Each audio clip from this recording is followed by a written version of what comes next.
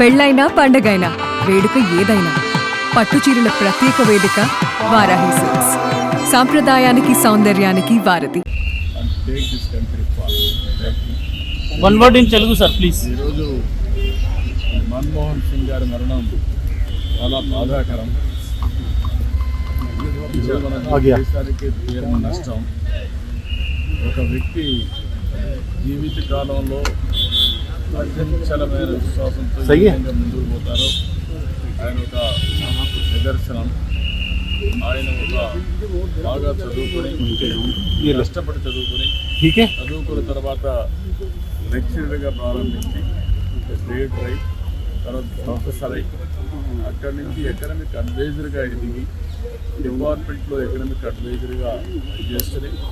ఆ తర్వాత మనం చూస్తే ఆయన ఆర్బీఐ గవర్నర్ కావడం, అదేవిధంగా డిప్యూటీ చైర్మన్ ప్లానింగ్ బోర్డు కావడం, యూజీసీ చైర్మన్ కావడం, ఇలాంటి అనేకమైనటువంటి ఉన్నతమైన పదవులు. అది పబ్లిక్ పాలసీ విషయంలో కావచ్చు, లేకుంటే ఎకనమిక్ పాలసీస్ కావచ్చు, ఇవన్నీ కూడా ఇన్వాల్వ్ అయ్యి ఫైనాన్స్ మినిస్టర్ అయ్యాడు. ఫైనాన్స్ మినిస్టర్ అయినప్పుడు ఈ దేశంలో మన కొత్త ఆర్థిక పరిస్థితులు చూశారు. ఆ రోజు మనకు కావాల్సినటువంటి ఇంపోర్ట్ చేసుకోవాలంటే ఫారిన్ ఎక్స్చేంజ్ లేని పరిస్థితిలో ఎకనమిక్ రిఫార్మ్ తీసుకొచ్చారు. ఒక దిశ నిర్దేశించారు. అదే కాకుండా దేశానికి దూరదృష్టితో ఎకనమిక్ రిఫార్మ్ తీసుకొచ్చి దానివల్ల ఈరోజు మనందరం మాట్లాడుకునే భారతదేశం గ్రేట్ నేషన్ అవుతుందంటే ఆ రోజు ఆయన తీసుకున్న రిఫార్మ్స్. ఆయన ప్రధానమంత్రిగా మీరు చూస్తే అతి ముఖ్యమైనటువంటి 4 పబ్లిక్ పాలసీ తీసుకొచ్చాడు. ఒకటి, ఆ రోజు ఆయన చేసింది ఎంప్లాయ్మెంట్ జనరేషన్, నరేగా తీసుకొచ్చారు. Right to information. ఈరోజు మనందరం కూడా ఇన్ఫర్మేషన్ ఏది కావాలో తీసుకుంటామంటే ఆ రోజు రైట్ టు ఇన్ఫర్మేషన్ తీసుకొచ్చారు. రైట్ టు ఎడ్యుకేషన్, కంపల్సరీగా చదువుకోవాలి, ఆ విధంగా రైట్ టు ఎడ్యుకేషన్ తీసుకొచ్చారు.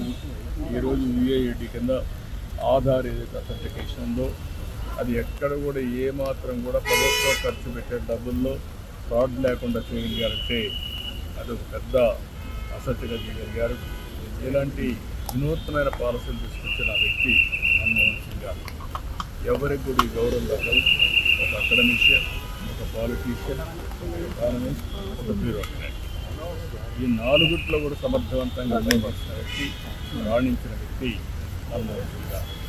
అలాంటి వ్యక్తి ఈరోజు మన దగ్గర లేకపోవడం చాలా బాధ, దేశానికి తీవ్రమైన నష్టం. కానీ ఆయన ఐడియాలజీ శాశ్వతంగా ఉంటుంది.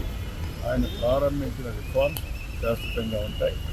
ఈ రిఫార్మ్స్ ముందు తీసుకోవాల్సిన బాధ్యత ప్రజల మీద ఉంటుంది. Thank you sir. Thank you very much.